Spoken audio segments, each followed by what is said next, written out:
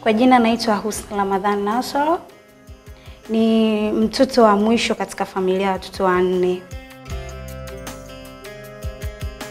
Kwa sasa nasoma form 3 Makongo. Mashabiki kama mashabiki, kwanza kabisa watarajia kitu kizuri kutoka kwangu. Pia nahitaji support zao kwa sababu bila ya wao siwezi mimi kufika mbali.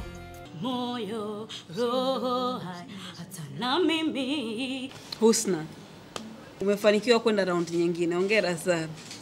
Ili kuwa mshindi wa BSS Bongo Stars cha mwaka 2012, nitajitahidi kufanya mazoezi ya hali na juu sana kama Husna. Kufanya mazoezi ya sauti yangu, kufanya mazoezi ya viungo vyangu vya mwili na confidence pia. Husna, umefanikiwa kuingia top 20. Hongera sana. Yani najisikia furaha sana hadi hapa nilipofikia. Kwanza kabisa namshukuru Mungu kwa sababu ndio kila kitu.